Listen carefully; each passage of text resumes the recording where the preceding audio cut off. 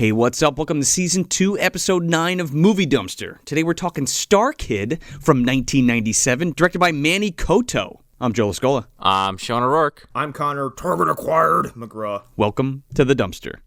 Are you like an alien creature? Non-factual. I am not biotic in origin. A robot? Partially factual. I am not designed for independent motion. A biotic host is required. Biotic host? Generally, an advanced life form requiring transport. Do you require transport?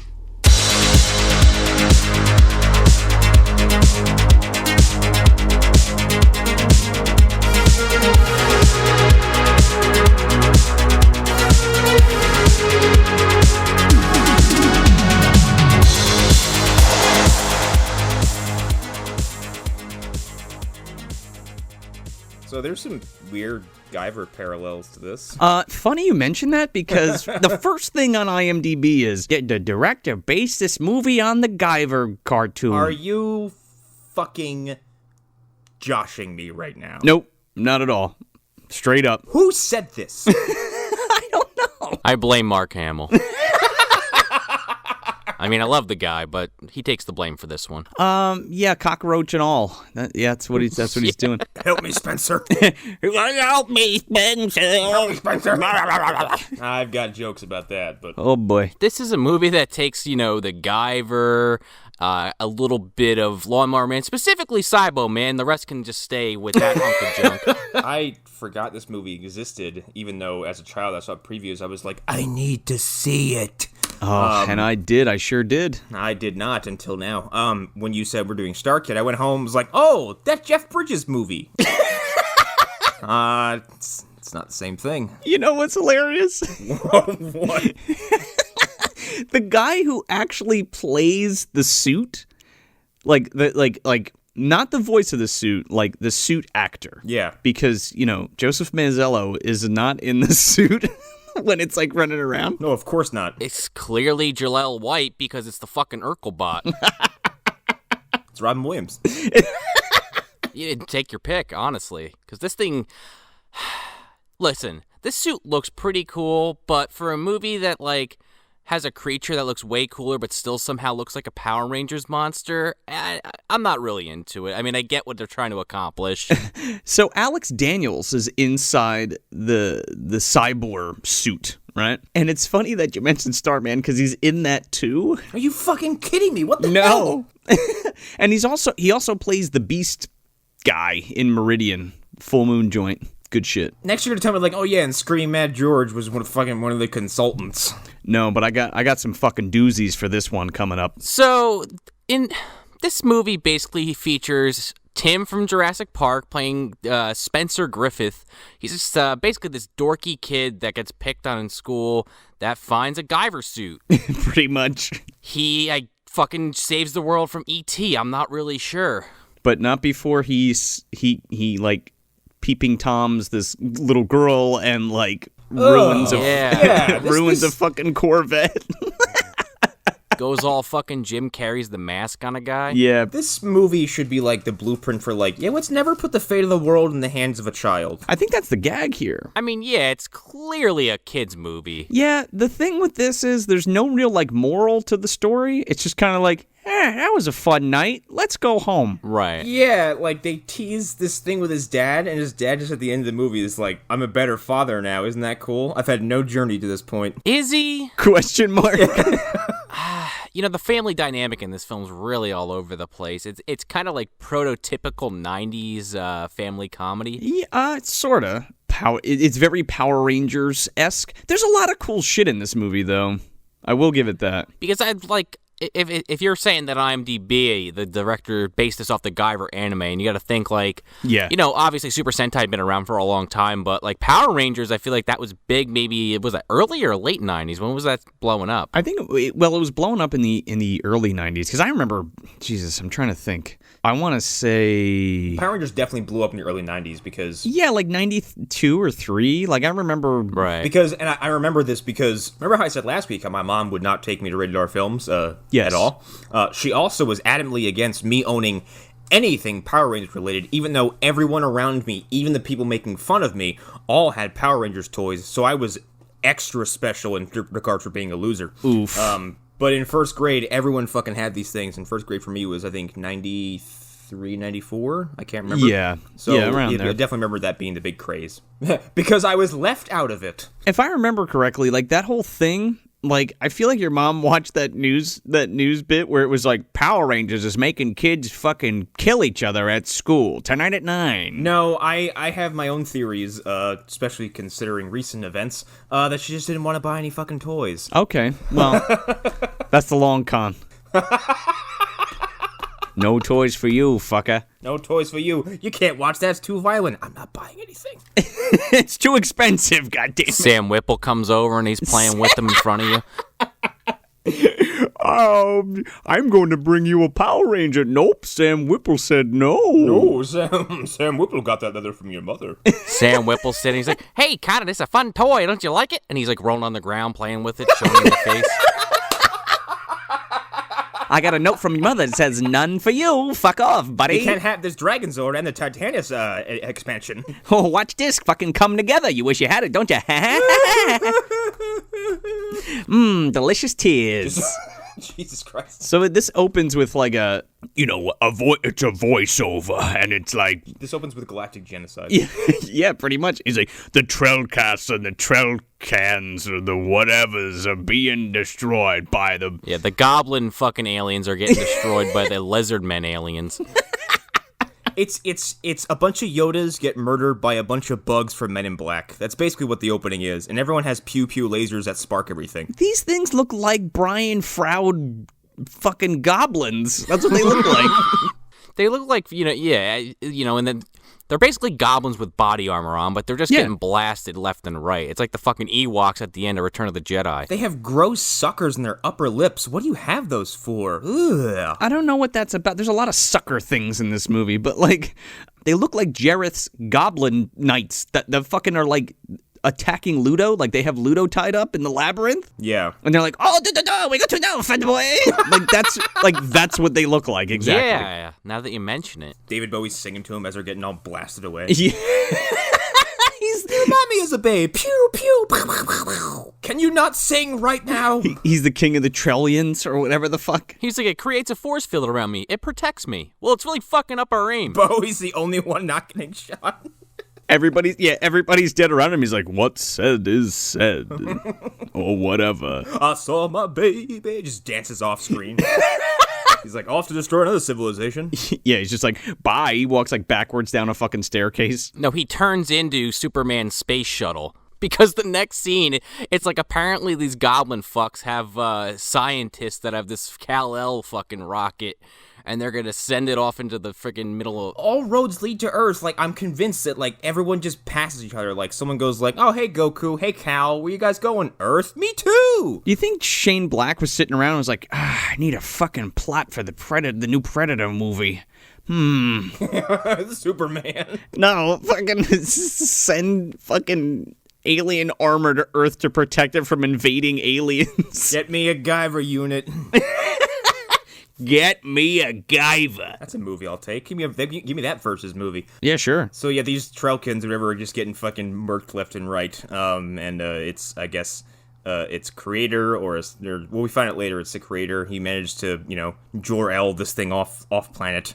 And I guess we're supposed to think that like the one, because it gets hit on the way out of the atmosphere and kind of veers off course a little bit. I'm guessing that means that maybe it wasn't supposed to go to Earth originally or something. Where was it going? I don't know. Who cares? This thing looks like a fucking Nerf Whistler ball. Remember those fucking things? That's exactly what it looks like. It passes Zod as he's getting chucked into the giant fucking the space penis from Man of Steel.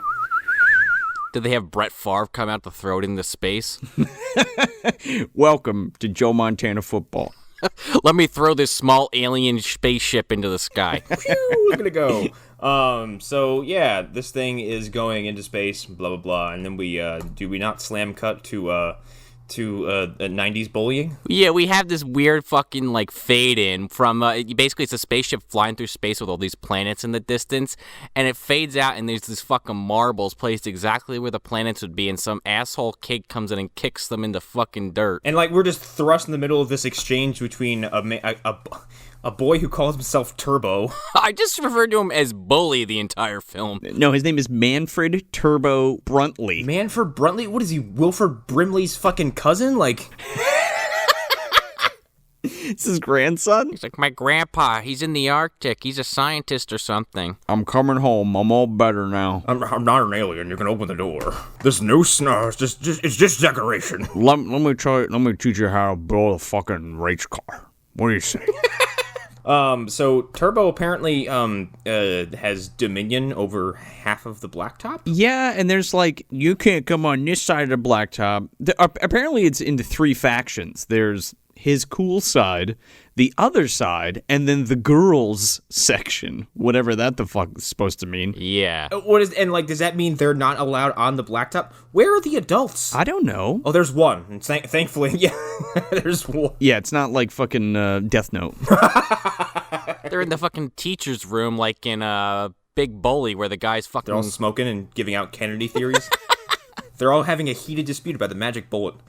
Turbo, fucking takes Jurassic Park boy, Spencer. For a hot second there, I forgot that he was the one in the movie, and I'm watching there, I was like, is that fucking Bug Hall? Fucking Alfalfa himself, and I'm like, oh wait, this is fucking what's-his-face in Jurassic Park. Like, what am I talking about? His name is Joseph Mazzello.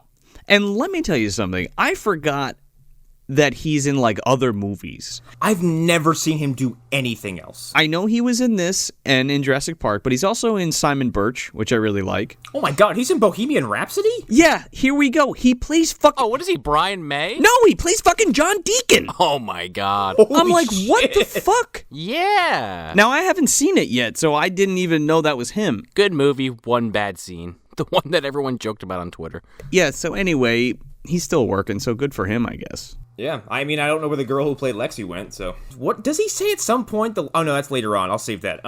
So he backs him against, like, the fucking, what is it, the tetherball pole? Yeah. And, like... Oh, yeah. Threatens him or something, and then... It, like, seems to end in no incident, and then... I'm just gonna call him fucking Tim, smacks the ball or like inadvertently moves the ball and it swings around. I thought this ball was gonna hit this kid in the head. That's what I thought. It like grazes his fucking hat. Grazes the back of his hat, and this kid acts like he just got spit on. Well, he's gonna be doing some spitting in a second. He fucking walks over and he's like, what the fuck, man? And he grabs him and he's like, what the fuck does he do? He's like, you're USDA prime beef or whatever. What is this fucking threat? Yeah, what is with this joke? I don't know, but it never lands and it's not funny. When did Tommy Boy come out?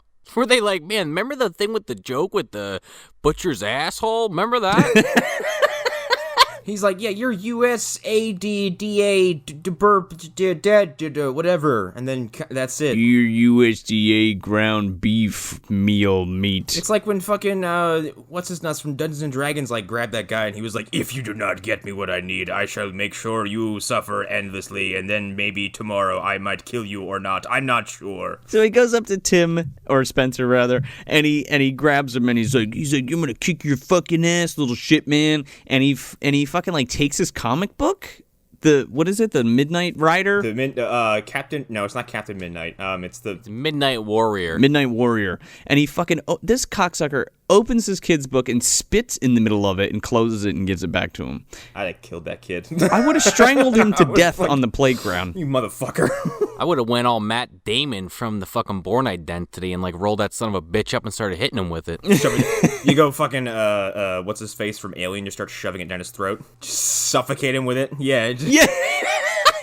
you go Ash from Alien, and then like whatever Miss Honey comes out and fucking is like, hey, break it up, you. Isn't it Miss Holloway? Miss Holloway, that's it. So this woman, I looked because I was like, I've seen her before, but definitely in one place. And I can't believe I remembered this. So I looked her up, and in a weird Phantom Zone connection, she was in season 4 of The Flash. She played the mother of a very classic DC villain, the Prankster, but this version of the Prankster was the younger version, so technically she was Mark Hamill's ex-wife, because he plays the original Prankster. Whoa. I'm telling you, man, it was Mark Hamill all along. In an episode called, and I love this, called The Elongated Night Rising. Oh, man. Fucking Mark Hamill's prankstering around in the back of fucking John Hurt's fucking time machine. Is he in cockroach form or regular? I don't know. It depends what dimension he's in.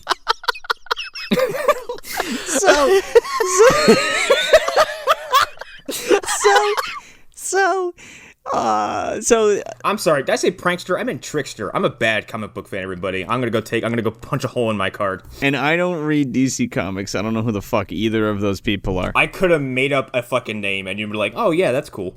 Oh yeah, Mark Hamill played the I would have been like, yeah, sure, whatever. The Diddler. I'd be like, yeah, sure, he played the Diddler. Okay. The science teacher comes in and she breaks up the fight. And while she's kind of reprimanding this bully character, you cuts to Tim kind of looking morose in the corner. And he's just like, he's going all Goku from Dragon Ball Evolution. He sees this girl he likes, and he's like literally picturing himself like walking with her and like holding her hand and smiling with her. Well, this is a little bit more subtle, and I kind of liked it because it was like him going up to her and like showing her like the Midnight Warrior comic book. True. And she was like, "Oh, I'm totally into that." But then he like snaps at him and he's like, "Man, that was stupid. This girl's not gonna like my comic book." That's true. There was no field of flowers or anything behind her, to be fair. She sure as shit wasn't eating fucking strawberries. There was also no needless attachment to this kid that Chi-Chi has in that movie, because she's just like, "Hi Goku, you looked at me once. I'm in love with you." He's just crushing on her because she's pretty or whatever. Yeah, I suppose. Question mark. I don't know. I'm not a child. Do you want to mate? Is that your mate? Dear God, stop it, Sai. You want to get fucked or what? You're creeping us out. So Miss Holloway breaks up and they go into science class, and she's talking about an insect that fires shit out of its ass. This is kind of fun. But it doesn't really make any sense at all. No, because you think it might go somewhere, but it doesn't. It's just a weird science bit in the middle of this movie. It's like, oh, I'm the hip teacher. I said fart in class. You kids like Nickelodeon? She's like, this fucking beetle shits out a venom, or shits out an acid out of its ass. That's it. Class dismissed. It's like a gnarly fart. Yeah, yeah, the bell just rings right there. Yeah, meanwhile, Timmy Boy, he's fucking sitting there drawing in his math textbook with fucking drawing Midnight Warrior in pencil. Yeah, man, daydreaming about that. This was me in high school, in all of school, in regular school, high school. This was me throughout the entirety of my existence in school. Unable to pay attention. I'm just saying, Tim's having problems with his father. His father's going to have a real problem with him at the end of the school year when he's got to pay $50 to replace that book. He doesn't give a shit. This guy's like a lawyer or something. I don't know what he does. He's like Captain Business or something. Yeah, much like Daniel Baldwin was in Pursuit, a lawyer or something. Somebody get me a phone. I got to make a call. Somebody get me a phone. I got to put it in my car and talk to it. Get me somebody. Anybody. Just put somebody on the other end of the phone. Yeah, it's like fucking Brian Murray talking to fucking Griswold in his office. There's a phone sex operator like, "Sir, you please let me go. I have other clients to talk to." That's a conversation with a fucking telemarketer. He's like, "No, we have to shut this." He's like, "We gotta talk about the merger." She's like, "I don't know what you're talking about." Yeah, so the girl he likes sees him drawing this character in his textbook, and she kind of like compliments him on it, and he just blows it. He just sits there like, ah. He fucking deep freezes and then like starts bashing his head on his desk. And Miss Holloway's like, "Hey, stop doing that. Come here, I want to show you this spider." Hold on, I know exactly what happened. He's already dealt with T-Rexes. He stood perfectly still so it wouldn't see him. Yeah, but he wants to be seen, doesn't he? Yeah, but girls are also terrifying to him, too. So he learned from the best. He's like, if I don't move, she won't know I'm here. Should have brought a goat. he just throws a goat leg and she's like, oh! So Ms. Holloway's like, "Come here, I want to tell you this story about a spider." So my dad locked me in a room with a spider cage and told me to put my hand in it. And you know what? It just kept getting easier and easier. Basically what I'm saying is, you'll fit in eventually. Just don't be a pussy. Miss Holloway, do you want to talk about why that's psychologically traumatizing? No, hold a tarantula. I would have literally, as a child, if someone did this to me, I would have died on the spot. I would have been bitten or pissed my pants, and And you know what? I'll be quite honest. As a 31-year-old man, adult man, I'd still probably have that reaction. See, I used to have that fear of spiders, especially big ones, but because of who I live with, my roommate Ashley, who I've talked about before, she's big into bugs. And when I first moved in, my bathroom was where the tarantula tank was. So I had to pass that thing every time I went to get a towel, and eventually I was like, whatever. Like, Well, I guess her therapy was correct. You know, you overcome your fear. I was locked in a room with a spider for a period of time. Which is funny because at some point I walk by and go, oh God, there's two of them. She's like, nah, he's just molting. That is just horrifying to me, but So now I think by like default we have to fucking do arachnophobia. I think that's on the list. you know, we're gonna have to call Kirion for that one. He can take my place, bring him back from American Werewolf in Paris. We'd have a good time with that one. So yeah, she just has him hold the spider and he just pisses himself like basically the whole time. However, I will say I have held a tarantula before, and they're pretty cool. They just itch afterwards because their hair is very spiny and itchy. Yeah. Defense mechanism. She's like, yeah, it's, if you keep running from things you're afraid of, blah, blah, blah, like girls and bullies, you're going to keep running for the rest of your life. And he's like, good to know. I'm going to go get an alien suit. It's a pretty nice message, but you're totally right. No, it's a nice message, but like it never goes any deeper than that. And I guess it doesn't really have to, but like that's it. That's our motivation for the film.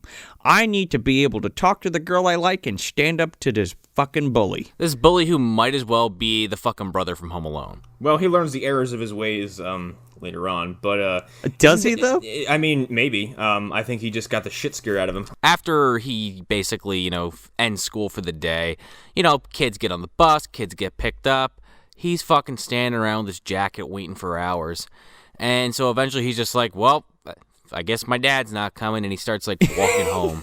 Yes, he's waiting for his dad, and his dad just like forgot him. I mean, he's got to talk into that car phone. It's. I'm sorry, I was in 7 meetings at the same time. You wouldn't believe how long they put me on hold for. It's the 90s. He ends up trying to walk home, and then he like passes a fucking Ben and Jerry's or some shit, and like the chick that he likes is sitting there eating ice cream with her friends. By the way, her friends. Are these like 30-year-old women trapped in like 12-year-old bodies? Like, what is it? They have the weirdest conversations. The one chick's like, I'm gonna, I don't want no babies in me or whatever. And the other one's like, I'm gonna open a t-shirt business or something. And the other one's like, can we just eat our ice cream and be children? Yeah, we're 10. Yeah, we're 10. Meanwhile, Spencer's fucking practicing, like rehearsing his line he's gonna use on her when he walks up. Yeah, because he's trying to face his fear. He's like, the Midnight Warrior is cool. You like the Midnight Warrior? I do too. Freezes like a goddamn popsicle. She's like, hi, bye, and then walks away. Yeah, she's like, oh, okay, you're still frozen. We'll get back to each other. Well, he's quite literally frozen because then Bully Boy walks up to him and starts fucking with him, throwing him to the ground. Oh, okay, yeah, this is where he says something that I found very concerning. He goes, the last kid who messed with me is getting all of his food through a straw. I was like, hold the phone.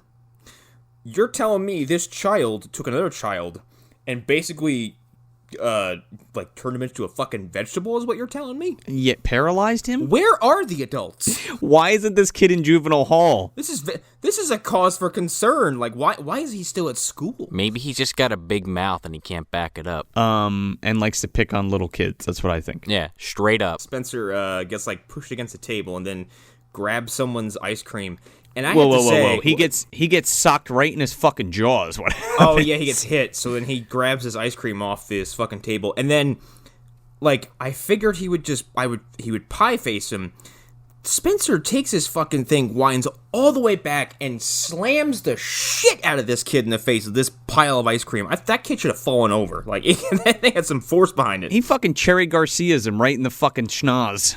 And then realizing that he is outnumbered and it just pissed this guy off, Spencer runs. They give chase. Spencer at some point passes a trash can, looks inside of it, and then there's kind of a fake out where Turbo comes around the corner and opens a different trash can. I can't believe this guy's name's fucking Turbo. I'm sorry. Turbo. Yeah. I was waiting for fucking Falcor to come and save his ass. Yeah, no kidding. Ah, bullies for breakfast. So Turbo looks in one trash can. Spencer's not there, but surprise, Spencer's in the other trash can, which is full of like they show what's in these things, and it's like I don't think that trash can should probably be taken as kind of biohazard. It's like leftover like crew Italian food. It looks like something grew in there. I kind of like this because he's like in the garbage can and then he gets out and then like he visibly and audibly stinks for like the next 20 minutes. Yeah, because finally his dad shows up to pick him up. And he's sitting there, he's talking on the phone. He's like, "What are you doing? You smell like fucking garbage." You smell like garbage. Not you. My son, who I'm not paying attention to. Because his dad's fucking on the goddamn car phone the whole time. And he's like, "Sorry, son, I forgot." And he's like, "You forgot your son?" Yeah, what is that about? Like, come on, man. I can't remember. Oh yeah, that's right. He gets home, and I don't remember how or how much time passes, but at some point, Yeah, we're introduced to his sister first, and his dad's like, "Look, whatever. What's her name? No idea. Stacy or Becky, some shit like that." And their dad's like, "You got to stay home and watch Spence because I got to go do business stuff. I got to talk on phones all night, baby." And she's like, "I got a date with the guy from that '70s show. You can't do that." I got a date with Malcolm's brother.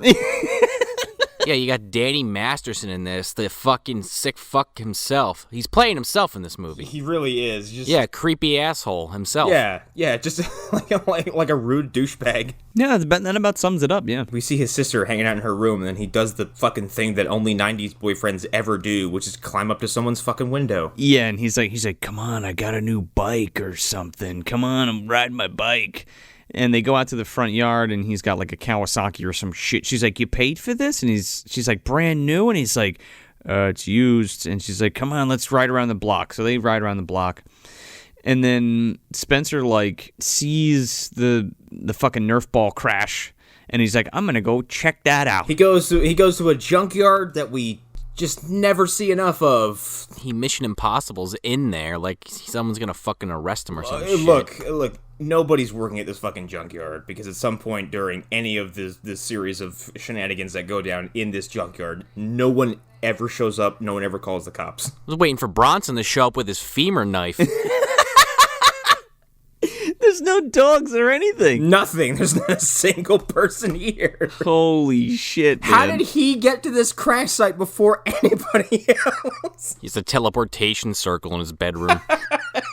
I thought for sure there was going to be like, he was going to show up and then like like the cops or some shit was going to show up afterwards, but they don't. You know what? Thank God this had this fucking Urkelbot inside this rocket and not like, the Blob. Yeah, seriously. Or like, what if this kid did get a Guyver suit? Like, he wouldn't know what the fuck was happening. He'd be screaming the whole time. Oh, well, yeah, it would fucking like go into his brain and fucking violently take over his body. It takes him back to Turbo's house and starts tearing his arms off, and this Spencer's like, ah! Oh my god. Yeah, and then he wakes up the next morning like, that was a crazy nightmare. That was a crazy dream. Then he takes the blankets off and they're covered in blood. Local boy found dismembered in his house. Yeah, he's like fucking chopped up and like in his bathtub. With the words Guyver blasted into the fucking wall. Burned into his dad's fucking garage. No. Or in this case, like, he instead of Guyver, like, he just writes Spencer. Everyone's like, you know what's happening? No, I have no idea. How'd that get there? Yeah, so he doesn't find the Blob. He does find this fucking biosuit. But the funny thing is, he can't open it at first. And then he walks up and he says, Piccolo. And, the whole ship opens. You son of a bitch. Popo! Mr. Popo is just wrong. So this fucking thing, okay. This thing's ugly. This is where the effects in this movie are pretty cool. Like, there's some really cool shit, right? For the most part. Right. This movie cost less to make than Blair Witch 2. Really? It cost $12 million to make, and there is fucking animatronics and bad CGI out the fucking ass in this movie. Here's the thing, though. The CGI in the beginning of the movie that showed this word, like, the first shot of that evil alien ship, I didn't think looked that bad. No, it's when we're fucking trying to like key out shit. It looks bad. Like Goosebumps bad? Goosebumps the series bad? Yeah. Yeah, but when there's a whole shot composed of it, I didn't notice it at all. Which is weird for like 90s CGI. Usually you're like, God, it looks like dog shit. Yeah, I'm also kind of sad because this movie only fucking grossed like $3 million. Ugh. Yeah. So, yeah, I just don't like the design of this thing. It looks too much like a fucking, like a bullfrog or something. Like, it's got a very strange face. It looks like an ape. Yeah. Or like, it looks like a version of the kid. It's really weird. It doesn't even look like the aliens that designed it. No. Yeah, kind of like you guys were saying. You know, it almost looks like Bicentennial Man. Yeah. It's got very overly emotive eyebrows. I like the way the face moves and shit because it emotes and stuff. But like, I mean, it's obviously like foam latex to made like to look like metal. You can see all the wrinkles and shit. The only thing that can use this suit are small, child-sized humanoid creatures. Yeah, basically. And this is not Evangelion, just a clarification there. So, yeah, this thing, I can't remember how it powers up, but yeah, it powers up, and it's... It starts, like, speaking in alien language. And then Spencer has communicating with this thing is like, English, romantic, and gives, like, a fucking minor history lesson on where English came from. I kind of dig it. This thing never shuts the fuck up. Well, this thing somehow coaxes him to basically board the ship and enter him. Yeah. He goes up to this thing and its back is split and he grabs both ass cheeks and dives in. He's like, oh, I am phase 1 combat unit, whatever. And he's like, what? And he's like, yeah, come on. Oh, I'm going to open up because I can't move by myself. Shut up, child. Climb inside of me. And he's like, do I step up on the thing? And he's like, yup, step up on the thing. Here we go. Get in my ass. It's be pretty funny if Spencer got in this thing enclosed and you just hear grinding noises and a child screaming. The thought crossed my mind. Biotic has been absorbed. Do you require transport? Get in, loser. We're doing butt stuff. Get in. We're going to go talk to the Flight of the Navigator kid. Have you ever seen that movie Explorers? Here we go. So Spencer doesn't think twice about climbing into a giant alien weapon suit. Also, on the inside, it's like, okay, so if you took the Guyver and then flipped it inside out, that's what this is. Yeah, a little bit. Okay, that's where my suspicion really started to get a little more red flaggy. I was like, hold on a second. That is the fucking Guyver design. Like, down to the sphere in the forehead and everything. I feel like the studio was like, look, we can't have fleshy, gross shit on the outside, but do whatever you want on the inside because it's the inside. Yeah, make it purple and gross. Who cares? It's like Tim is just in this bodysuit made out of bubble gum on the inside. Yeah, it looks gross. Also, it's kind of the Iron Man thing where you're like you're in there with him. Well, it's like the Iron Man thing with fucking Nickelodeon level graphic design on the fucking screen. That, and even though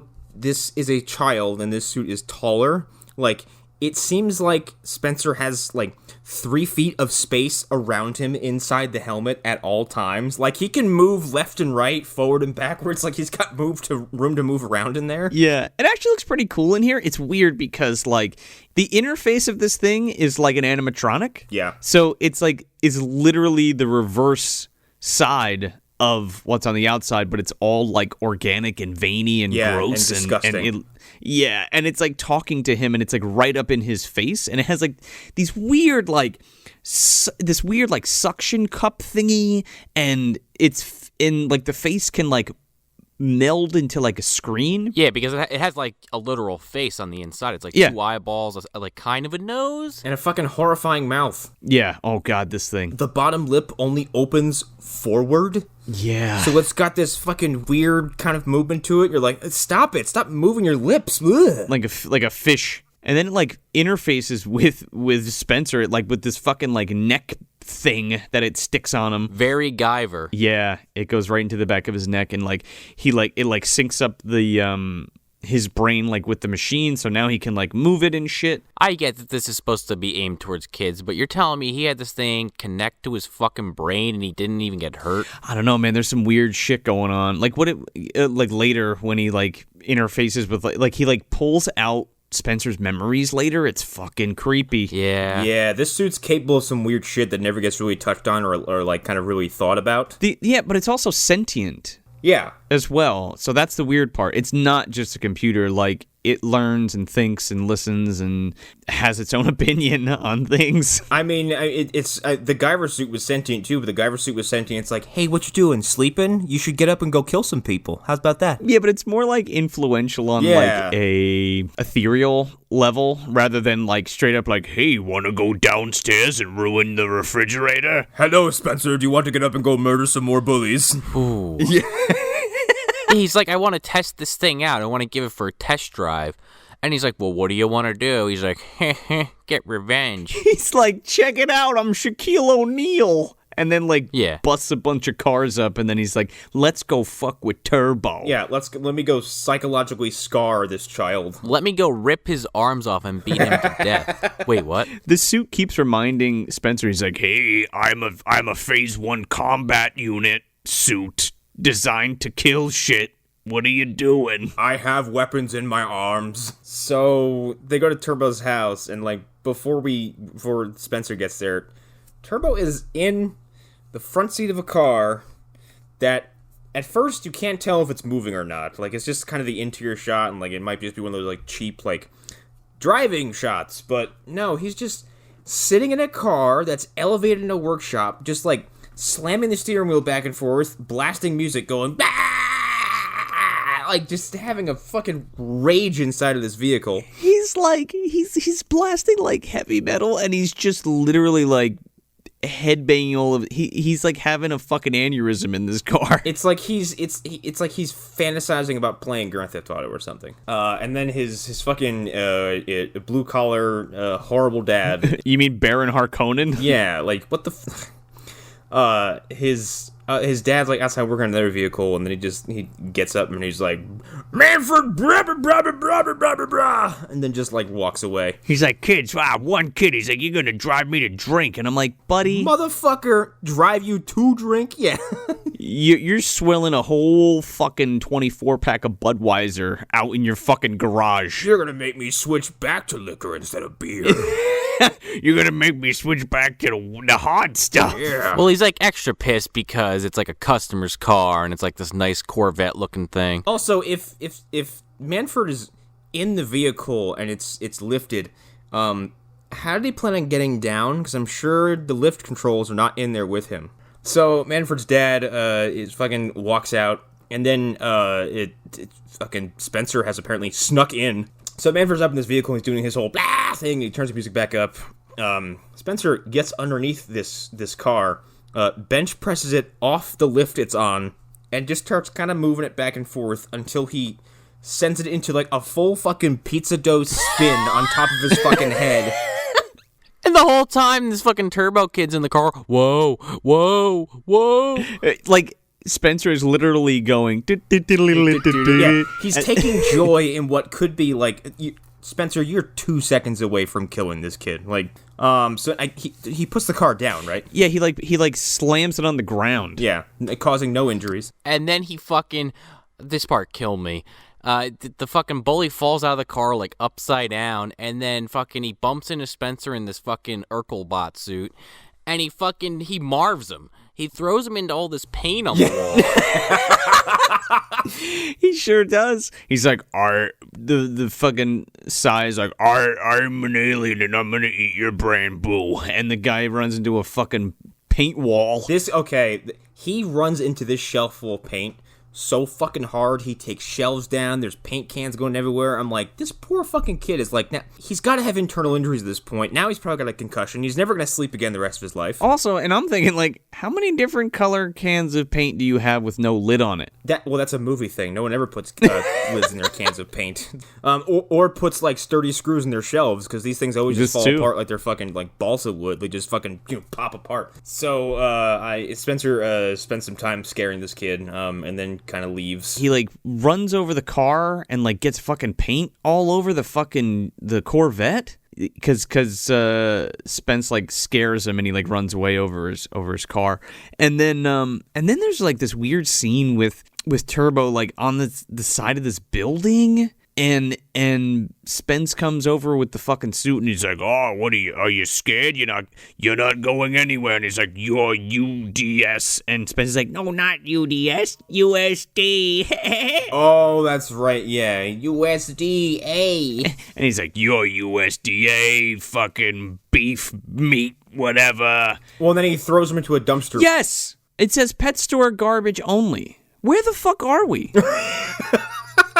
Weren't we just at the garage? A mini mall? We're in the industrial complex where Manfred lives with his family. Lives/works? The house is like right there next to the garage. I'm like, what the fuck? So yeah, he throws him into a dumpster, and the lid closes. Which is they straight up show like a chilly stream of dog shit just inside this thing. In my line of work, I have seen a lot of dog shit. I don't know what that was. I think it's just general animal shit because it's supposed to be from like a pet store. But it's like it's like diarrhea shot all over the sides of the fucking walls with like kibble all over it. It looked like fucking lasagna or something. It was everywhere. And then like Parmesan cheese like like sprinkled on top. That's what it looked like. Yeah, I was like, first of all, you want me to check all of the dogs in that store because I think all of them are gonna die. Well, all of our pet store dogs have parvo again. Whoops. So, yeah, Spencer tosses Herbo into a dumpster, and then he's like, my childhood enemy has been vanquished. So then they fucking split, and they're like up on a building, and he's like, Crystal Valley. He's like, who else should I abuse? He says that the phrase, who else can I abuse? Spencer, how many enemies do you fucking have? I thought it was just the one. The suit fucking goes to him. I don't understand why you did that. He's like, that was kind of fucked up. Why'd you do that? And he's like, I don't know. It's fun. Not even. He goes, why didn't you kill him? He's like, no, I didn't want to kill him. I just wanted to fuck with him. And he's like, that doesn't make any sense. And I'm sitting here saying, fuck with him. You didn't like go up to him and steal his hat or like pull his pants down. Like, you seriously scarred this person. You assaulted this kid. Let's face it. I mean, he deserved it. Yeah, probably. Especially the beating his father's going to give him after he finds his car destroyed. Oh, man. He doesn't even have to drink. So this following moment actually got a sincere laugh out of me because Spencer explains the concept of a joke or a gag onto Sai, who is what Spencer's been calling this thing. And after explaining the concept of a joke and how he thinks scaring someone is funny, the suit feigns an internal, like, self-destruct function. Yeah. And Spencer freaks the fuck out, and Sai is like, ha, funny joke. It's like, I've cracked the code on comedy. I made you think you were going to die. That was funny. Well, there's like fireworks going off in the distance, and there's a Ferris wheel, and he's like, let's go to the fucking fair. And he's like, I don't know what a fair is, biotic unit person. Yeah, because you see these fireworks from the viewpoint of his sister, who's now been like riding on the back of the motorcycle with Danny Masterson. They're way past around the block at this point. No, I just want to take you on this drug deal. You gotta hang out for a little while longer. I need a witness. I think we missed it before, but before he comes to her window, she's totally kicking it on the couch watching fucking Leprechaun. I know. That cracked me up pretty good. There's like you hear the whole scene between Jennifer Aniston and Warwick Davis about his gold, like her giving his gold back. I was like, what are we doing here? That probably costs a sizable part of the budget. So then he goes to this fair. I don't know how no one ever sees this fucking suit, like, right away. Someone does, but he's just like, I am part of the attraction, and just, like, stops moving. But it's also, like, it's jumping on rooftops, like, it's wandering around, it's making noise. The suit also refers to him as a biotic. Yeah. And he's like, you're a biotic thingamajig or whatever. So they go to the fair, and he's like, what are we doing here? And he's like, I'm just trying to scope out this girl, man. He's like, you wish to mate with another female biotic or whatever? And he's like, no, man, not mate, dude. That's gross. He's like, I can help you fuck this biotic person. I don't get these jokes. Like, I get them, obviously, but, like, I keep going back to, like, am I just the only one under the impression that this was made for kids? Because a lot of these jokes aren't really saying that. Why is the suit asking him those questions? I guess because it's, like, trying to understand him? Yeah, or it's, because it doesn't understand, like, how human nature works. It's just going down to, like basically down to the lowest level, like, kind of thing that, mammals do to procreate, because it's, like, that's the thing it understands, I guess, even though it's a 13-year-old. I think it does understand procreation. Also, it has kind of an extensive knowledge of, like, Earth and stuff, because it's, like, because he's like, oh, I'm a chicken. He's like, you're not a chicken. This is a chicken, an earthbound fowl or something. And he's like, no, man, like, I'm nervous. Like, when he crash landed on the planet, does he do what the Autobots did in fucking Beast Wars, and he just scans the whole planet? Probably. Sai gets on the internet for 5 seconds. He's like, humanity must be destroyed. Yeah. He hears Job in his ear. He's like, as a matter of fact, contact AI named Ultron. I need to absorb Jarvis. And then Venom shows up, and he's like, I like it here. Don't you like it, Tom Hardy? And then somebody fucking farted. Yeah, that bug from Miss Holloway's class. Acid all over the lot of them, and they all die. Yeah. the end. Can somebody explain to me why this fucking 10-year-old girl is drinking Diet Coke? Why are her friends the way they are? I don't know. Because this continues. Like, they're walking around and one of them's like, I want to open a successful business one day. And the one's like applying lipstick. I'm like, who are you? Yeah, and she keeps putting it on. Yeah. And I don't even know what this little girl's name is, but Spence's, the girl that Spence is crushing on is just like, can we get a funnel cake and go on the rides now? And they're like, wait, I'm contemplating my 5-year plan. And, like, Spencer's like stalking her in this suit. He's like on top of these attractions, which are relatively low to the ground. He's like crawling around behind like the hot dog stand and shit. Like, how does nobody see this thing? I don't know. And if you assume it's part of the fairground attractions, you probably look around and go, that doesn't seem to fit with anything else here at all. Do you work here? And not only that, like, I forgot to mention, when Spencer is talking, only the suit can hear him. Like, you can't hear Spencer on the outside of the suit talking to the suit, but you can hear the suit respond to him. Yeah. So you don't even hear, like, if you just, like, cut out all the Spencer's audio, it's just the fucking robot going, yeah, bionic units, I gotta mate with something. Do you want to mate? Silence. You are not a chicken. A chicken is a fowl, blah, blah, blah, blah, blah. Factual. That is factual. So, the girl Spencer likes, like, gets into a fucking Ferris wheel cart while her friends are talking about, like, their retirement plans. And then, the fucking suit starts freaking out. He's like, hostile bionic detective. It sees this fucking guy dressed up in a mascot suit, and then it like scans him, and it recognizes the shape as like this weird fucking alien creature, and it's like, oh, threatening, it's a threatening, oh, go into fucking auto lock mode, I'm gonna shoot a bunch of shit. First of all, if he was hoping to hit just this hostile biotic, what a terrible suit this is. Because he's like, target acquired, shoots the hot dog stand, target acquired, shoots the Ferris wheel, target acquired, shoots the fucking merry-go-round, he shoots everything. He like malfunctions. Let me tell you something. The second those 3 girls went into that fucking carousel, I was like, all right, well, I know how this is going to play out. Well, they're going to get into an argument over the Death Note, and then one's going to fall out and die, and exactly. one falls into the water that, you know, they shouldn't be able to fall in, and then a child molester saves them. But right before she jumps, they fall out, she writes down the fact that Cybo Man is going to come and save them. Oh yeah, because as he almost murders children, other people involved in the area, he hears the scream of his, lost love, and he fucking darts forward and catches the damn thing as it hits the ground. And then he's like, saving people's more fun than scaring them. I'm like, you caused all this. You're 12. Get out of the fucking robot suit. Give the weapon back to the alien race. Give it back to the fucking munchkins, all right? You don't know how to use it. Give it back to the goblins, okay? Well, he runs up and he grabs this, if you could picture people at home if you haven't seen the movie, it's like it's like a carousel, but it's like those old style ones. You kind of sit backwards, and there's like a metal grate that covers you, and kind of sometimes they spin while they're going up just to add some extra. Yeah, it's a Ferris wheel.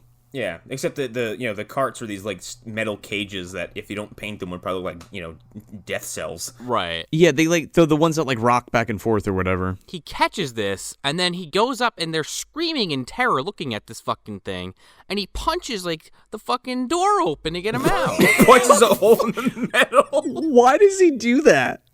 Why doesn't he just open the door to the cage? He just punches a hole in it. He's trying to look cool. I don't know. He's like, here, climb to this small hole full of jagged metal. And not only that, then he just fucking leers at this girl for like 5 minutes. Which is creepy on its own, but then you have to add in the factor that this robot looks like a 25, 35-year-old man. It sure does. And then, her friend takes a fucking Polaroid of it. Yeah, what is that about? And then, like, I thought it was hilarious because that girl that was putting on lipstick before is putting it on again, and it's, like, all over her face now and the other girl's face. Yeah. I don't know. That got a laugh out of me. Yeah, that was pretty good. Some weird comedy in this movie. Also, like, the Polaroid and all the commotion being caused and, like, the weapons being discharged. Like, no cops. No one else, no one does anything about anything. Yeah, not once does anybody, like, run over and be like, oh my god, are you okay? Hey, get away from them. Yeah, hey, Mr. Alien, get out of here. What are you doing, Robot Man? Shots are fired. He destroyed a garbage can and a hot dog stand and fucking burned up Barney the fucking T-Rex's suit or whatever. Yeah, how'd that guy not die? Like, yeah, and he's like, oh, he's dead, I killed it. And it's like, no, you just burned his suit off of him. they flee the area. I think you glossed over that, Connor.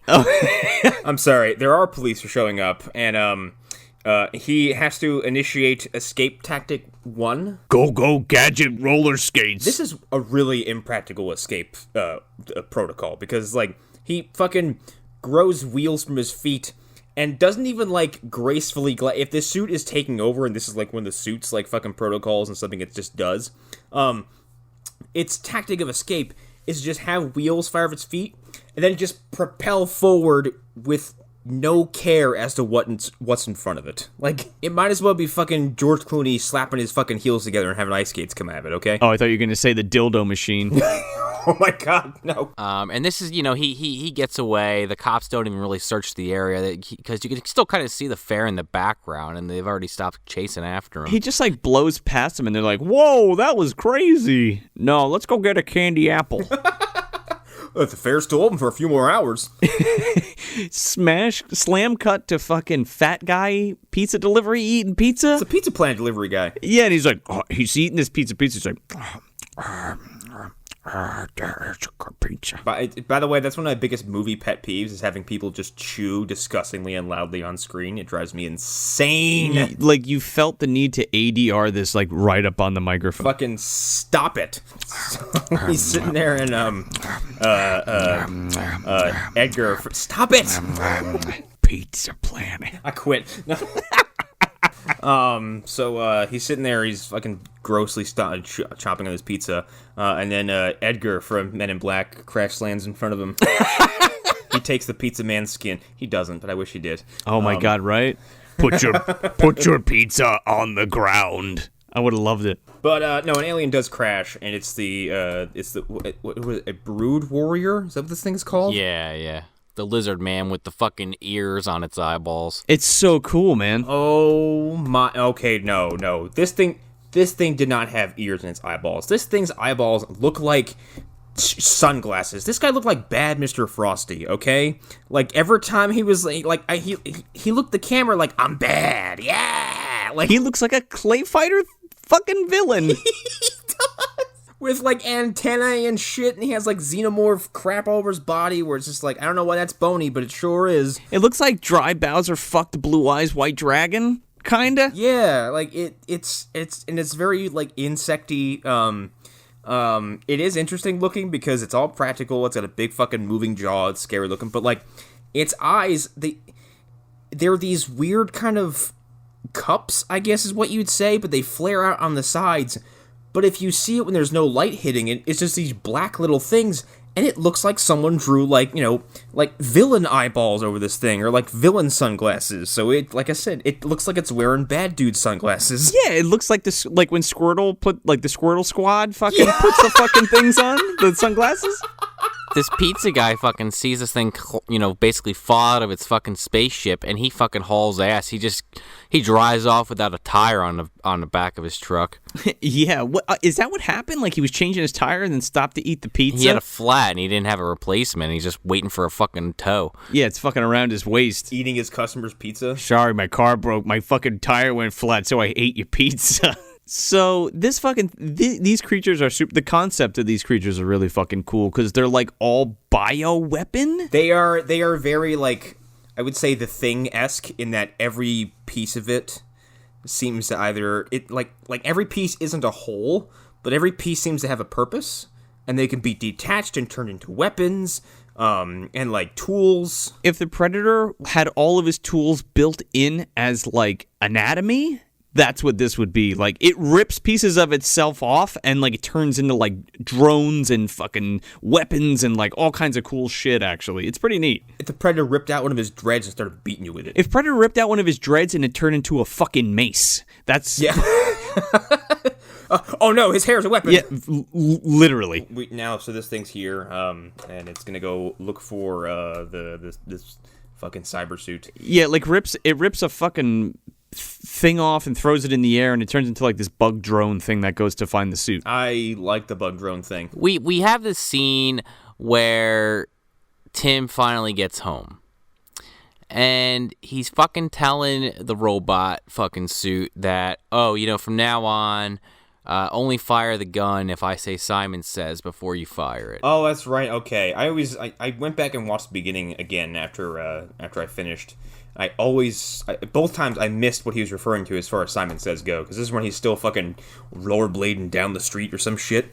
Yeah, and he's basically, because he doesn't want another incident like what just happened. And so, he gets to his house, and this wasn't brought up before, but all of a sudden this robot has, like, Goku fucking strength, because he goes to open a window and he's like, okay. Dude, this got a legit laugh out of me. It almost scared me because, like, I was really tired before. And, like, he was like, okay, open it real slow. And he's like, and he's putting it up real nice. He's like, okay, here we go. And then just fucking crashes right through the whole fucking window. But he his whole upper torso goes to the top half of the window and just, like, because it's a really nice practical effect. There's just shit goes everywhere. Funny as fuck, man. So he crashes through this fucking window, and then, like, he's like going around the room showing him stuff. He's like, that's my Thing poster from the Fantastic Four, and he's like, that's the USS Enterprise, and that's a closet. You can't fit in there. Watch me try. Trashes the closet. Yeah. Why don't we find out? Finds Michael Myers in there. Just hanging out. Don't know how he got there. The Guyver unit's in there. Oh man, going fucking Sagawa's in there with the fucking lunchbox hiding out. Shh, don't tell him here. Quiet, Michael Berryman's outside. And that's how he got to the lakes, the fucking Riverside area where he died. There you go. And then he had to split. He had to give up his hiding spot. Yeah, stupid kid. Ruined everything. So he's looking at so the robot's like looking at a picture on the desk. And he's like, "What is that image?" And he's like, "Oh, that's my dad, my sister, and my mom." And he's just like, "Oh," and he's like, "Yeah, my mom died." And he's like, "How did she perish?" And he's like, "She was sick." And he's like, I wish I could see her again. She loved to go fishing. Well, yeah, because the picture is them on a fishing trip. He literally says, we don't go fishing anymore. Yeah, and then the fucking robot's like, here, let me reach into your brain and show you the memory as if it were real in front of you. Here, let me Edward Nygma you real quick. Yeah, because I'm sitting there thinking, like, wow, this is a really sweet gesture, but at the same time, like, this could be played in a really dark way in a different movie. It's frightening. Who's to say this thing couldn't reach into your head and pull out, like, the worst day of your life and just be like, ha ha, it's going to play in front of your face for 2 days. That's what I'm saying. He's got an agenda. And he can just, like, go search your brain for shit. Like, what? And so he shows Spence this memory of his mom, like, in vivid detail, like he's there, like some kind of VR reenactment. And honestly, like, the emotional weight of that, I'm a 32-year-old man. That would break me in half. Oh, for sure. Let alone a 12-year-old kid. And plus, it's fresh. Like, his mom just passed away, like, a year ago or some shit, he says. And to put it where you're basically experiencing it in first person as if you were there already. Yeah. Yeah, exactly, yeah. In a situation where, like, you were immersed in this thing, showing it to you, God, it would be a fucking trip. Yeah, and he breaks down, but, like, not really. And then he's just like, I'm hungry, let's get a snack. And then they fucking go downstairs. So Spencer is hungry because he's just been stuck in this suit and he hadn't really given much thought as to how he's going to get out of it. He's like, I'm starving. He's like, you're not starving. And he's like, yeah, I know, I'm just hungry, dickhead. Listen here, you fucking Vulcan, calm down. That is not factual. That's not logical. So, yeah, they go to raid the refrigerator, and because there's a tiny person controlling this full-size body, he goes inside the refrigerator and just trashes the place. Well, he's like, all right, be real careful. And he opens the fucking fridge, no problem. And then he's like, oh, pizza. I'm going to get that pizza. And then he, like, accidentally knocks over some milk, and then it's all over. He's like,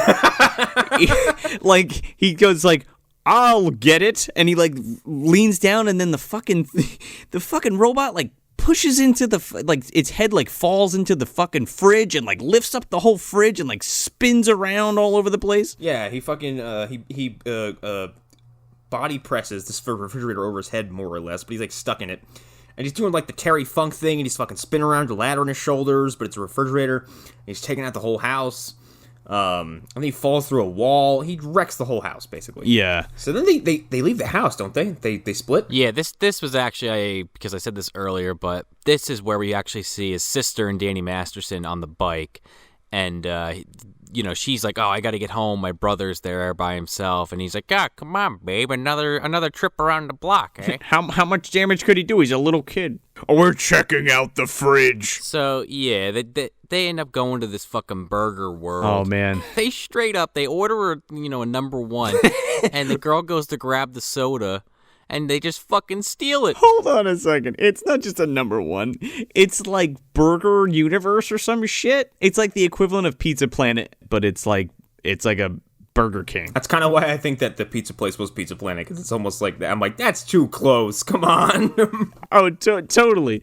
He fucking goes up to like the order window and he's like, I'll have a Saturn burger and star fries and a Saturn shake. And a Nebula burger, thank you very much. No pickles. And also, again, no one sees the fucking alien robot humanoid thingamajig in the fucking drive-thru.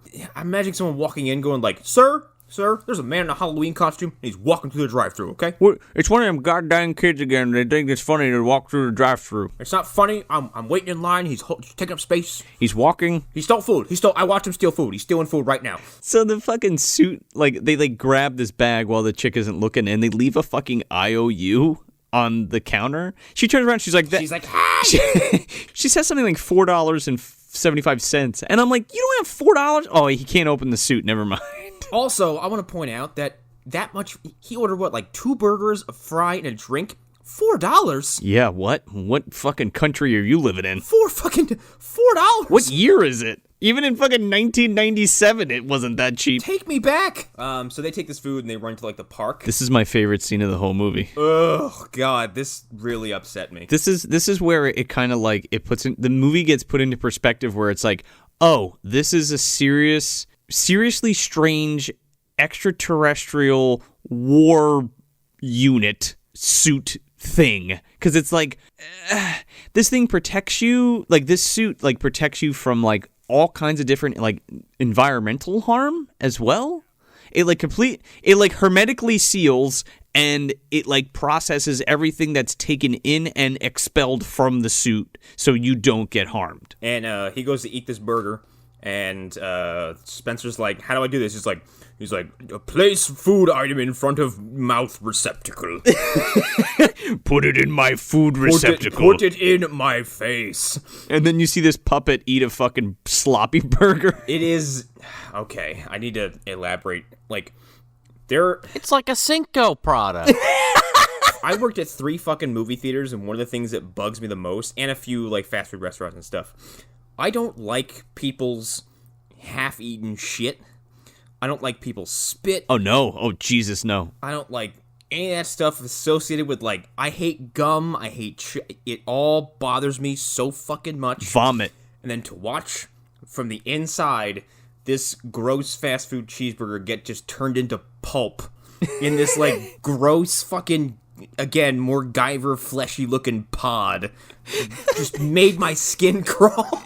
He shoves this burger in his mouth, and it, like, enters this, like, little pod, and it, like, and the fucking machine's like, and he's, like, chewing it up, and you watch it get chewed up, and then it, like, blends it into, like, fucking milk, and then it like compressed it, like the whole point of this is like it takes out all the unnecessary items or components and like processes it into this fucking milk dud that's just like pure sustenance. It's the George Foreman grill of alien food processing. It's like, it's gonna drain all the fat for you, okay? It comes out like that polished turd I said the Blair Witch 2 looked like. Yes, that's it, and he made this kid eat it. And then that movie cost $15 million. Here you go. And I've condensed it down to this ball. And then his little sucker thing, like a gag flower that sprays water, like pushes it into his fucking mouth. And Tim's like, oh, Spence is like, oh, this is disgusting. Tastes like shit. He's like, well, all the bad shit's been taken out of it, so that's what you get for your earthling fast food. Then he like burps and like a fan appears inside and like blows a fan at him. He blows a fan on him. Like, what? That was fantastic, because, like, inside it has all these little stupid accoutrements that, like, come out and they serve his kids every fucking need. What I'm asking you, like, this is like Casper's dad's fucking invention. Like, where are the razors and the fucking toothbrush? It's a bathroom buddy. Just remember when he dies and comes back as a ghost. He comes back as Devon Sawa. She's like, here! And then she pulls his finger and he farts. That's... What? Yeah, like towards the end. I mean, when her dad dies, not Casper. Casper's already dead. Spoilers for a movie that came out 20 years ago. I thought you meant that Devon Sawa comes back as a kid, and then Christina Ricci pulls his finger and he farts, and that's the end of the movie. Would have been a better film.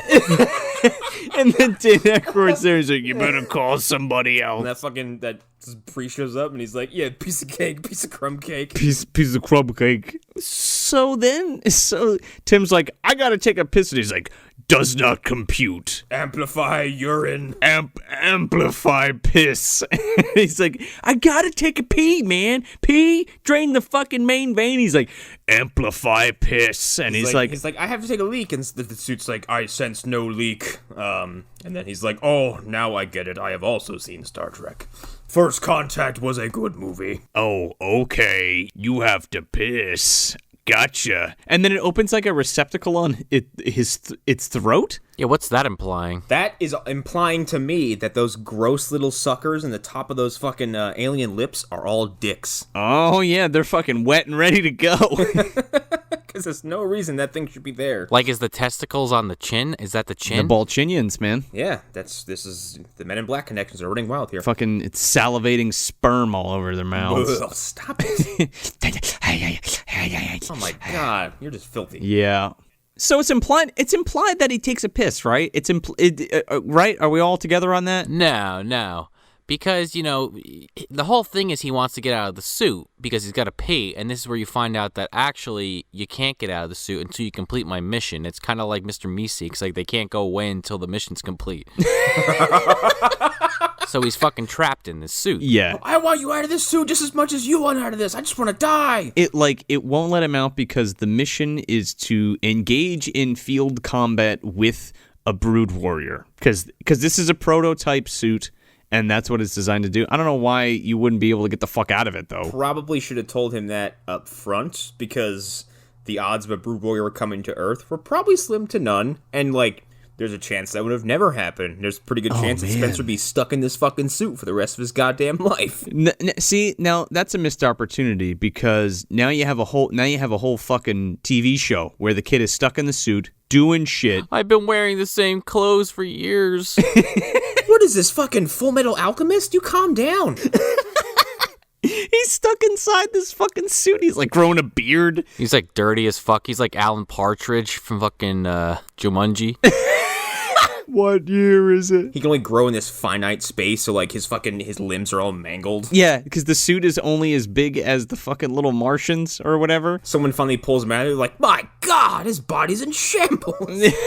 So, like, why is he covered in feces? He's like, the suit didn't have a spot for the anus. It had to happen. He just wouldn't spit it out through his mouth. I don't know why. Maybe it's just a thing. There's no banana leaves on board. He kept trying to feed it to me. Jesus. Oh, no. Kept trying to recycle it. They're fucking in there with the jaws of life and a buzzsaw trying to cut him out. Now that you think about that, if this suit does filter out all the bad and only keeps the good, in theory, does that mean this suit could just possibly take I don't know, his urine and feces and just recycle them into something useful? Hey man, if Bear Grylls can do it, why not? If Kevin Costner can do it, why not? Now, what if he was stuck in this suit? Yeah, again, what if this fucking alien never came to Earth and he survives the apocalypse inside the fucking suit? And it's just him wandering. I want that movie. Spencer's just please kill me. He's just wandering the fucking wastelands in this suit. I kind of want that. He's like a Mad Max equivalent. Yeah. I'm with it. That's actually really fucking rad, and I want that now. So, Spencer has to use it. Yeah, the whole next few minutes, Spencer has to use the bathroom. But wait a second. Wait, real quick. Did you guys think that he took a piss or not? No. No, because he goes to his teacher's house.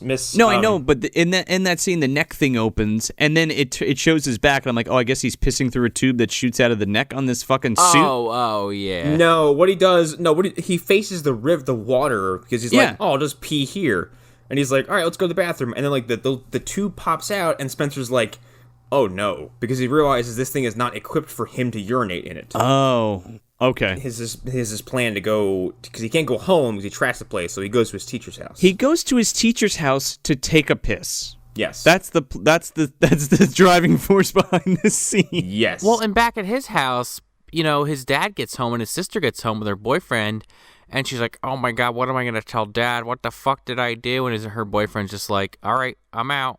This isn't my responsibility. He does have a line I like where she's like, this is the wrong house. We're at the wrong house. This has to be the wrong house. And her dad pulls up and he's like, well, then maybe your dad's at the wrong house too. He's like, yeah, this isn't my forte. Peace, babe. And like kisses her and just fucking leaves. And then he leaves the film. Thank God. Yeah, he fucking, he Joe Estevez is out.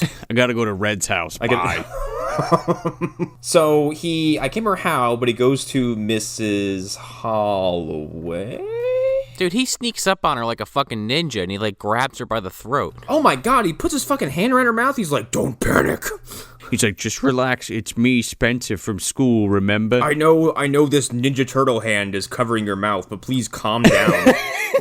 And it's supposed to be like, she's supposed to not be scared by it because she's like watching Lost in Space, and she's like a science teacher, so this is supposed to be fascinating. Yeah, the fucking Robbie the Robot episode. Yeah, but like, this is terrifying. It is. This thing snuck into your house and basically, grabbed you. Yeah, but why do you think it's an alien? I would just think it's a creep in like some weird kind of robot costume. Right. And then, they finally get a good look at each other, and she fucking faints, and then he fucking faints, and the suit's like, Spencer, wake up. Spencer, wake up. It shoots him with water. Yeah, it's a little fucking gag flower comes out like the fucking Joker and like spits fucking water in his face. He's like, wake up now. Wake up, rise and shine, Gordon Freeman. Sometimes the right boy in the wrong place makes all the difference. Sorta. Well, they wake up and they start chit-chatting, and then you get this fucking tickle beetle drone, whatever, is outside, sees them. It alerts the alien lizard, and it makes this fucking weird-ass, like, Muppets fucking noise. And then it's one of those wipes where it's like, you're never gonna believe this, and then it cuts, and she's like, huh, really? That's interesting. She's like, huh, I believe it. Yeah, and he's like, I'm in the suit, and I really gotta piss.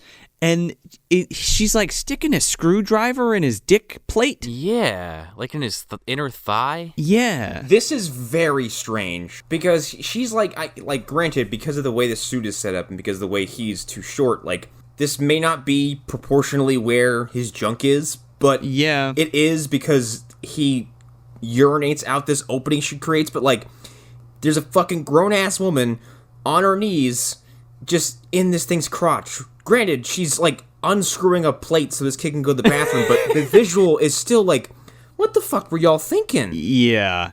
And it's one of those things where it's like, okay, if his dick isn't where that hole is because he's like all, it's disproportionate from his body, so he's like up inside the body, so the hole is lower.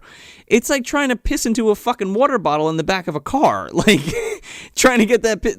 And like, what do? Do you like shimmy down from where you are in the suit to like, so you're straddling what would be eventually like the crotch portion of the suit? Like, can you even do that? I don't know. She flips this fucking plate open. He's like, where's the pisser? And she's like, it's on the left. He goes in there, and it's just like a minute of him pissing. It is the fucking Austin Powers gag, okay? Like, evacuation complete. He comes out, and he goes, that was special.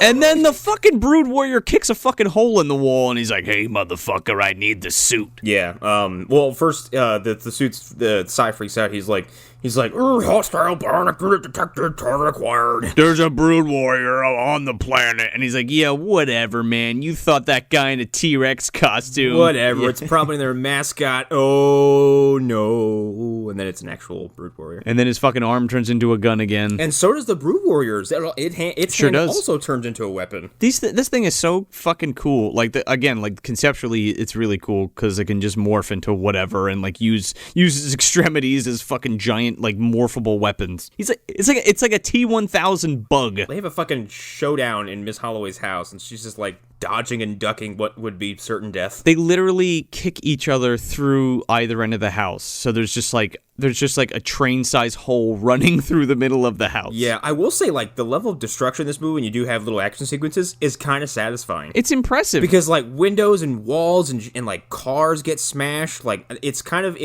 it helps me anyway when I can see something tangible get just fucking wrecked. Yeah, and it's a literal fuck ton of, like, special effects, both, like, puppet-wise and, like, destruction-wise. Yeah, it's one of the reasons why I love the Guyverse so much. I'm like, because it's two real dudes in suits who are beating the fuck out of each other. Oh, it's great. It's great. Yeah, they have their tussle, and basically, I'm not sure if it's here or if it's right after this, but, like, Sai does explain, like, if that thing gets a hold of me, it's going to take me back to wherever fucking planet it's from, reverse engineer me, and use it against the people who created me. Yes, and dominate the fucking universe. And I kind of like this because Spencer all of a sudden gets a sense of gravity to this whole situation, because he's like, whatever. Oh no, I'm sorry, that doesn't happen yet. But they flee the area and they go back to that park spot, and Spencer basically, like, Jedi mind tricks this fucking robot suit to let him out, and he's like, what was your mission? To engage with the Brood Warrior? Well, you did, and it happened, so let me out. And it does. Totally complies. Yeah, it complies, probably against its better wishes.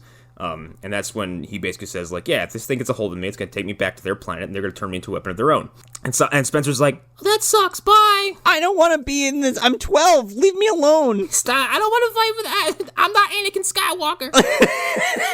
I don't want to pod race. I don't want to do it. I don't want to fight the trade organization. And literally leaves this fucking suit of armor just, like, standing in the fucking bayou. Can't move without him. And it even says, like, hey, kid, if they get a hold of this suit and they go back and murder the troglodytes, wherever the fuck they are, it's gonna come back here and roast Earth too. He's like, not my problem, and then just, like, runs off. Fuck you. See ya. Fuck Earth, I hate people. Insert this fucking scene of Turbo back at his house, and you hear the dad flipping out. He ruined my customer's car. Oh, this kid.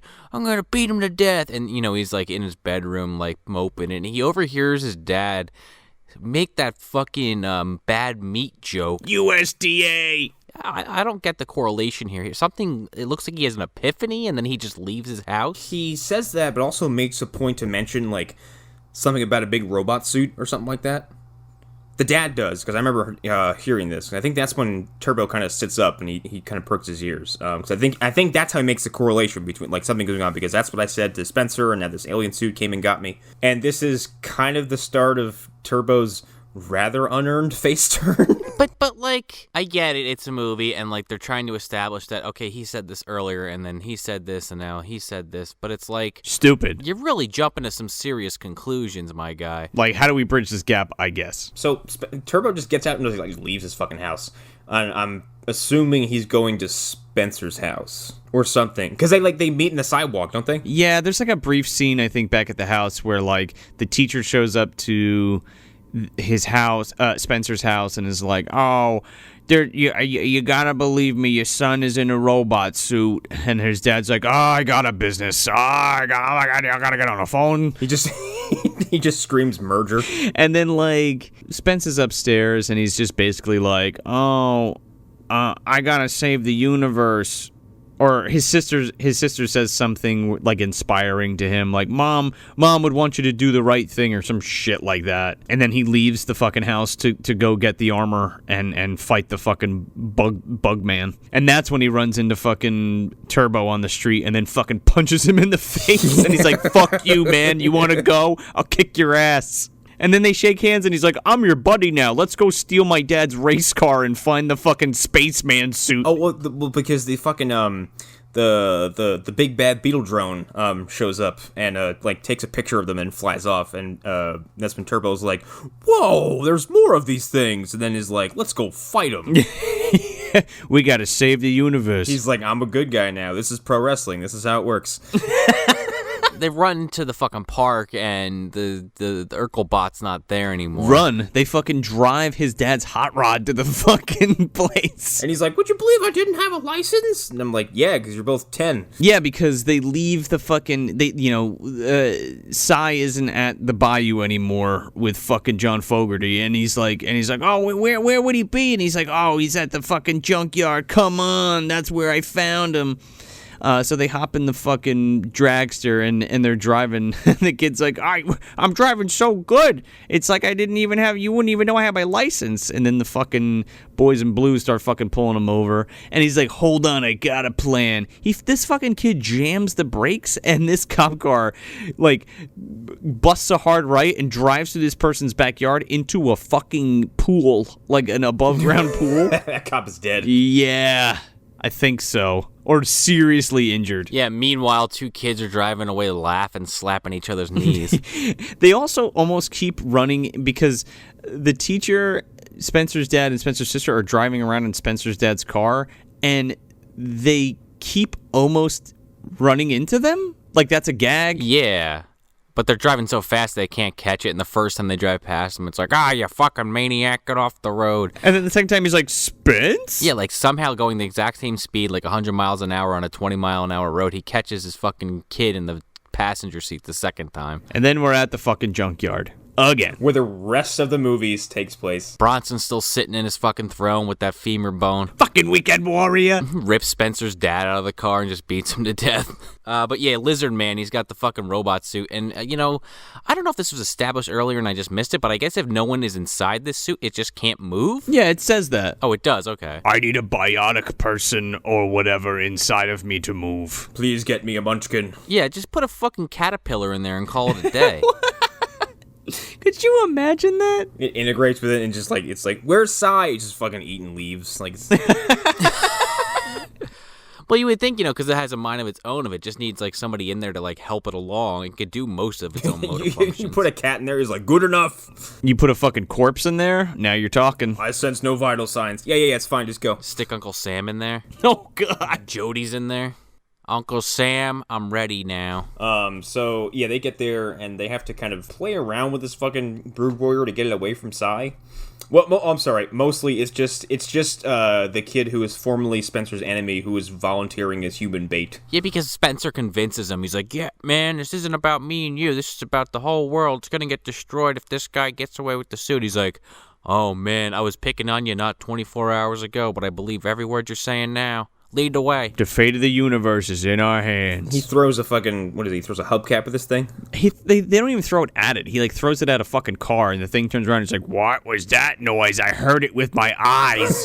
What was that noise? And he finds a fucking cardboard box on the ground. Squirtle! Walks there, Must have been nothing. So, yeah, the Brood Warrior chases fucking Turbo around this junkyard, and you never see it, but Spencer takes Cy back, and these two have a brawl. Not before he fucking wraps up Turbo in like a fucking umbilical cord. Ew. It's gross. It's in his mouth. Yeah, that he pulls off his back. Yeah. It like comes out of this thing's waist. Yeah. Again, he's just ripping off parts of himself, and it's turning into fucking weapons. The fucking alien's like, I could have pulled a spear off my back, but, can't kill kids. He could have fucking shish kebabbed that fat little boy. I could murder you, but instead I'll make you feel really uncomfortable. Here's part of me in your mouth. Oh, God. And he's about to smash him with a fucking motor. With a fucking engine block. What the fuck? Well, he drops it, and it's like a callback to the earlier scene when he saves the girl he likes, and he fucking runs up at the last second and catches this thing like he's Superman with the car on his back. And then he's like, hey, catch, Brood Warrior guy, and he fucking throws it at his face, and he flies into a fucking car. This thing flies like 200 feet back into a car, falls over, and the stack of cars falls on top of this thing. Which could be argued as another Marving, happening. This is true. When this thing hits that car initially, the whole back end fucking crumbles into the front of the it's really cool. And then all these cars fall on him, and they're like, "Yeah, we did it. We saved the day." I mean, let's be real here. It's poor man's Guyver versus poor man's fucking Zaphanoid. It is. Oh, it totally is. Especially if you go by Guyver 1 standards, which is just like Sean, like waving his arms and just grabbing things by the scruff and throwing them into things. Yeah, I never would have thought the day would come when I'd say I miss J.J. Walker, but we could have used him in this film. Dynamite. I'm here to take that jiving cyber suit. Boy. Yeah, so like 20 cars fucking pile up on this guy, and they start celebrating too early. And, you know, of course, this guy, you remember, he has a fucking laser pistol on his arm.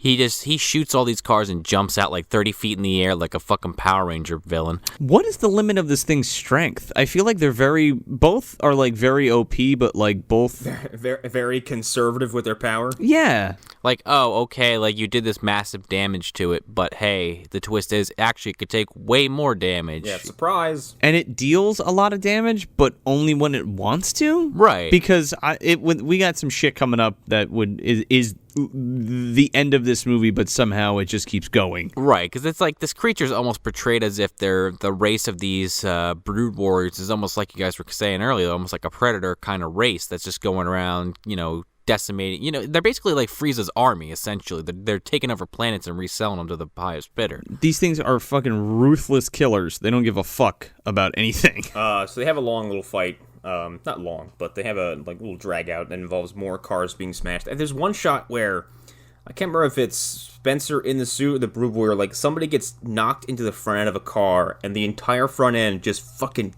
caves in, and windows get shattered and shit goes everywhere. And I thought that was really impressive looking. Oh yeah. An interesting thing happens here too, where when this thing breaks out of its this pylon, it shoots the Guyver in the shoulder. I'm just going to call it the Guyver. And somehow now it can't use its gun. Yeah, it which fucks it I up. was under the impression that it had guns like in multiple locations, but I guess it's just the right hand. I guess. This is a piss poor prototype. Yeah, it's real bad. Well, it is a prototype, so Yeah. there you go. Well, then it turns its hand into a fucking mallet, and it just starts like getting into a fist fight. Yeah, one turns into a shield and the other one turns into fucking Steel's hammer, and he's like, "Come here, you." Like, quite literally. Like, that's exactly what I thought of when I saw it. And we did make a Shaq joke earlier, so I think it all comes around full circle. I didn't even make the Shaq joke. That is a direct quote from the fucking movie. I know. I'm surprised he didn't eat some mac and cheese, shoot some hoops. And have a friend in a wheelchair who all of a sudden has a flying wheelchair at the end of the film shooting rockets out of it. I've seen Steel. Somehow in this fucking, kerfuffle of a fight, they grab onto each other, and I don't know if I just missed something here, but basically the suit is like, yeah, you want to try this thing? And then Tim's like, yeah, let's try the thing. And then they fucking rocket into the sky about 120 feet, and they're just spinning in the air like clubbing at each other, and then they just hit the ground. The Brood Warrior like wraps him up in this shit, and he's like, Tim's like, "You think what I'm thinking?" And then he shoots into the air, and then like to get away, the suit like bites the Brood Warrior's fucking umbilical cord. There's noticeable blood. I'm like, that was a weird addition. Yeah, and it's not green or anything. It's just like bright fucking tempera red. It's red paint. It looks like an old kaiju like movie blood, like from like Gamera or something. So then, yeah, he bites him. They both get free, and they just hit the ground. I'm not really sure what the point of this was. I don't know, but from here on out, for the next like 10 minutes, this thing wrecks this fucking suit of armor because he like kicks it. Oh, you know what? While he's getting his ass kicked, you have this awesome scene of the bully with the MacGyver theme playing as he's making this fucking catapult out of used car parts. Out of a fucking bungee and like a headlight? Yeah. Or a carburetor or something? Oh, that's because in the meantime, this thing is like beating on the fucking suit, and it's hitting him with this mace that it created by one of its body parts. Yeah, but he like pulls out a fucking tendril and it turns into a fucking like double-ended fucking mace that he's just wrecking this thing shit with. And Psy like powers down. Yeah, Psylite gets like they get kicked into a fucking car and he like short circuits for a second and he like smashes the Brood Warrior like smashes the chest open and it like rips it all open. Did either of you think that there was going to be like a beam that shot out of this fucking chest? Kind of. I thought that's what was coming. It doesn't happen. So, yeah, so Turbo decides to act as a distraction again. I'm not sure why he hasn't left. He has no investment here. No, not at all. This kid's like, I'm going to die. Why am I here? So, yeah, use a slingshot and then gets chased around by this thing again. There's just more hijinks that go on, and eventually Sai lets Spencer out of the suit. Because basically he's like, oh, well, I'm useless now. Get out. I'm gonna die. Jump ship eject, please. Imagine being stuck in that suit after the suit loses power. Oh, God. Well, that's a scary thought, too. It's a fucking metal coffin. So, yeah, now it's like fucking Spencer and Turbo running from this thing around this junkyard, and they're more or less trying to outsmart this thing or whatever the hell. Spencer covers it with the Sai with like some garbage and debris. Yeah, and like he's hiding him. Like really poorly too. Like he just covers his chest and his legs, and like his arms are hanging out. What are you doing? Like, Well, because he knew what the vision of this alien actually was before we did. Because we get this fucking POV shot of this alien, and it's like This bad Photoshop filter. yeah, they're like trying to. I guess they're trying to convey that it like uses sound or like radio frequency or some shit to like ping things to figure out where things are. Yeah, that's why it's got like those like ears for eyes thing. Right, which to me wasn't conveyed really up to this point, but like, Spencer, he grabs like the cup, I'll call it, off the fucking robot suit, and he's like, he's running around the junkyard just hitting shit, making noise. Size cup holder. And it keeps focusing in on the little dings on each car he's hitting, and it doesn't notice Sai on the ground there, covered in these car parts. he doesn't notice the thing the only thing he's there for that's being very poorly covered up. Right, and then, to continue the Terminator references, like almost to the fucking T, somehow, don't really know how to explain this, but it happens. They end up, Spencer and the fucking alien end up in the back of a van. It's like a trailer. Yeah, that's, surprise, folks. It's in the back of one of those crushers. Yeah, compactor. Yeah, it's in the back of it's in a car crusher, like an industrial strength car crusher. Right before this, though, the fucking Brood Warrior like grabs Tim and he grabs Spencer and like throws him across the fucking junkyard, and I'm like, this kid's dead. He's dead. Well, he breaks out the fucking Sector fucking spinning blade, and he's like chasing him with Yeah. Cyrax, whoever it was. So then we're in the fucking trailer in the crusher, and they're both in the fucking trailer. And then Casey Jones walked up and went, "Oops." This motherfucker gets straight up fucking shredded, man. Yeah, like this was concerning because I guess the plan was to, which we never see them discuss this. Spencer's gonna lure the alien into the car crusher and then climb out. And hopefully Turbo would, initiate it in a timely manner. They get in there and Turbo's like, close enough, and just pulls the fucking lever, and it's like, this thing is already being crushed, and Spencer's very much still inside this vehicle. Yeah, and he's barely out. Like, he pops open the top, and he fucking goes to climb out, and it's like that stupid movie trope of just like, it grabbed his foot before he can get out, and then his foot slipped out of his shoe. Let me tell you something. As a person who wears Chuck Taylors, they don't just slip off your foot, okay? No, those things are not slip-on shoes. Not at all. Even if they're laced fucking loosely, okay? So yeah, then like this thing is Spencer climbs to the top and he barely makes it off the top of this thing as it's still being crushed. And this thing crushes the fuck out of this car with the Brood Warrior in it, spits out the little metal block of car parts, and of course the hand is sticking out the top of it holding his shoe. Looks like fucking Ernest and Ernest Scared Stupid. It looks like fucking Toka's hand from Turtles 2. Yes, it does. I just like had a flash of like the hand coming out, like trying to grab David Warner. So this thing's dead, and then they go back to to check on Sai, and I'm pretty sure like right before they properly can, like a fucking big purple beam of light shoots down into the junkyard, and like the labyrinth goblins come off the fucking spaceship. David Bowie's there. Yeah, the Goblin Army. Like, what are you doing here? Give me that. Give me back armor. What babe? I'm the babe with the power, of course. So yeah, they're on like their adorable little fucking stormtrooper outfits, and they walk up and they surround Sai. They look like the fucking, they look like they came out of Morrowind. They got the bone fucking mold armor on. They do. They look like they're all wearing Lando's disguise from Return of the Jedi. Yeah. Isn't there in skiff guard attire? Yeah.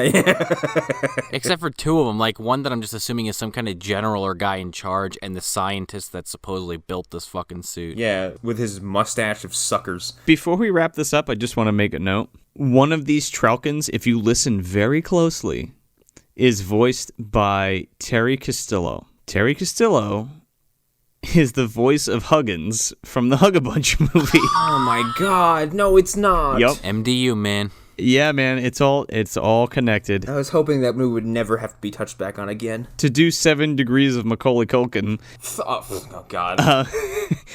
the actor who plays the main alien scientist, whatever the fuck its name is, Tenris Dithar. Tenris Ra Lothar, or whatever the fuck, that the guy who plays him played Macaulay Culkin's stunt double in Home Alone. Oh, forgot. Wow. I'm into it. It's fucking weird. It's really weird. So anyway, So these things aggressively push Spencer out of the way, and then like they do like the fucking predator healing laser on this thing's chest. there's blue fucking shit, and they like use some drywall and like heal it up. Yeah, and then like he's just fine. He stands up, and then a fucking Trelkin just crawls up inside of him. But he makes sure to the suit makes sure to tell his little alien friends that don't shoot the human. Don't shoot that human. Shoot that human. He points at Turbo. I thought they were a peaceful race. That's how this movie opens. They're like, they were a peaceful race. They were a peaceful race. Here they are with their shock troopers and their prototype weapon of mass destruction. They have guns, and they have a fucking prototype Terminator. This kid is lucky that this robot warmed up to him, because otherwise he would have been like, yes, master, this child enjoys putting fear into his friends. Let's take him with us for study. He would have been USDA prime fucking beef, dude. Dead meat. They would have, the aliens would have been stepping into his ass, if we went down that road. But thank God we don't. They beam up and they fucking wave just like the end of E.T. Yeah, they give him like a fucking badge. They're like, good for you. You killed a brood warrior. Yeah, they give him a purple heart. They give him John Kerry's purple heart. Good job. Never see you again. Literally. Yeah, exactly. They're like the fucking predators, because they're like, oh, you killed a fucking xenomorph. Here you go. they throw a fucking flintlock pistol at him. Take it. His dad, the sister, and the teacher literally show up as the spaceship's beaming off, and it just looks like this fucking pink mist in the sky. Yeah, there's like no ship. Like they ran out of budget. And they show up, and they go up to Spencer, and the dad's like, oh my God, I missed you. Oh my God, I thought that you were dead. I'm so glad you're okay. And then I'm sitting here and, I'm like, okay, so just like the end of Lawnmower Man, they've just adopted this teacher, I guess, into the family. Yeah. It's his new mom. Meet your new mom, your science teacher. Meet your new mom. Hard cut to the fucking 10-year-old entrepreneur selling fucking Psy shirts? What is happening? All right, this was kind of funny. I'd buy that shirt. I'd buy an Urkelbot shirt. I want that shirt. Except to be fair, I want the actual Urkelbot. I don't want this crap on the shirt. Just clarification there. Yeah, they're selling the T-shirts. They got a huge line, and the one girl that was putting her makeup on earlier goes up to a kid, and she's like, "Yeah, you just can't afford it. You gotta start asking your mom for some more lunch money." Yeah, I'm like, what? What are you talking about? It's like passive aggressive bullying. Meanwhile, Tim's dad fucking pulls up. And, now all of a sudden, now that he's a nice dad, he's got a fucking sweater vest on. Yeah. And he's like, yeah, I'm going to be here at 3 on the dot. I'm going to be here at 3 just today, though. It's only going to last one day, and then it's back to being Mr. Business. I promise I won't fuck up today. This dad just makes me think of, like, Schwarzenegger and fucking Jingle All the Way. Like, this is, like, the one time he's like, yeah, I'm going to make well on this. And then never happens. Remember, kid, you're my number one customer. You're my number one customer. You could picture it, though, right? No, absolutely. Sitting in his fucking car/office, and just, like, face palming after he does it. So then Spencer finally sees a girl biotic, whose name I also don't know. No, I have no idea. Finally walks up to her and he's like, I also like the Midnight Dude. And she's like, me too. And pulls out like a sealed copy of the same comic. That means she's a deep nerd, everybody. She has the first issue of Midnight Warrior, and she hands it to him, and he fucking dies, and then the credits roll. He starts going through it with his greasy fucking peanut butter fingers. Yeah. She's like, oh my God, what are you doing? It was sealed. Yeah, like, why did you... No, you weren't supposed to open it. You were just supposed to look at Do it. you even like comics? What the fuck is wrong with you? She's like, that was my prized possession. Never talk to me again. See, I'm a smart guy, and I have 2 copies of The Button on my shelf. One is wrapped, and one's the version I read, because I frivolously spend money on comic books. There you go. One was a Christmas gift. It's not my fault. So where are we putting this, guys? This movie is not bad, and I didn't hate it, but I'm still putting it in the dumpster based on the fact that I would never watch it again. I don't think that's controversial. I can see that. It's like just gonna not like I'm gonna take it and I'm gonna shove it in the same place Sean shoves like fucking Monster in the Closet and what the fuck we watched last week. Oh, In Pursuit? Yeah, no, I would just kind of go meh and just kind of toss it and just just lands in the top there. It's like, oh, that was harmless. I don't need it ever again though. I'll add that it's the first kids movie we watched that I didn't just outright despise. This is a weird addition because it's certainly on the shelf for me. We have anime-inspired kaiju hijinks going on here with men in suits and weird alien puppet things, and I'm fucking 100% about that. This movie as a whole, though, really isn't that great. Doesn't even really make a lot of sense, you know? Yeah, you know what it reminds me of? It reminds me it just the way it kind of works and just the genre. Warriors of Virtue. Kind of. This is like a Moonbeam Entertainment movie on like steroids. They just had a lot of budget to play with, and I think that kind of hurts it a little bit because it's missing some of the kind of low budget charm to it. Yeah. That I think it kind of needs to. I think I know this sounds ridiculous, but like if this was a little bit hokier, I think I would have enjoyed it more and held it in higher respects, and the rewatchability would be there for me. But it's fine. It's strictly mediocre for me, but it's definitely on the shelf. This is like a must-own kind of movie for me because it's, a kid's movie with fucking mutant aliens and they fight each other, and it's totally fine, and there's a lot of fucking cool destruction in it. For me, it's definitely a dumpster movie. I kind of went back and forth on this on my head because I don't actually think it's like that bad, but I'm kind of with Connor saying like I have no intentions of ever watching this again. It's pretty high towards the top. It's not. I would almost argue it could be like one of those like egg crate movies next to the dumpster, but I feel like that would be too much of a disservice to the Guyver, which I had put I think in the middle of the dumpster, but don't quote me on that. Just to make the Guyver connection, I'd say, it's at the top of the dumpster. It's kind of under the fucking old porno mags, and you just got to move them to the side and hope for the best. They're a little wet. They're a little spicy. But, you just kind of hope they didn't get on the movie. That's where this movie lives. Woman biotics. Nude woman biotics. Unclothed female biotics. Where are their exterior coverings? Why can I see the inside of this female biotic? I can see her reproductive organs. Target acquired. So that's it. That's Star Kid from 1997, directed by Manny Coto. Hey everybody, if you want some more bad movie goodness, you can check us out at MovieDumpsterPodcast.com. Subscribe to us on iTunes, Android, Stitcher, Spotify, Google Play, or Podbean, and make sure to leave us a 5-star review if you dig the show, because it helps us get out of the bottom of the dumpster into more eardrums. Yeah, and if you're on the social medias, you can follow us at Movie Dumpster on Instagram, Facebook, and Twitter. If you want to support indie comic books, you can head over to Indiegogo.com and look up the project Fishtown. That's by our buddy Dave DeForn, who does all the artwork for the show. You want to support indie comics. I'm Joe Lascola. I'm Sean O'Rourke. I'm Connor McGraw. Thanks for visiting the dumpster. Biotic host seeks to mate with female Michelle Eberhardt. Mate? Please, I don't want to mate with her. I just like her, that's all. If I could talk to her, I'd tell her. Why can Earth Biotic not communicate with female Biotic? So I'm a chicken. Non-factual. A chicken is a widely domesticated earth fowl.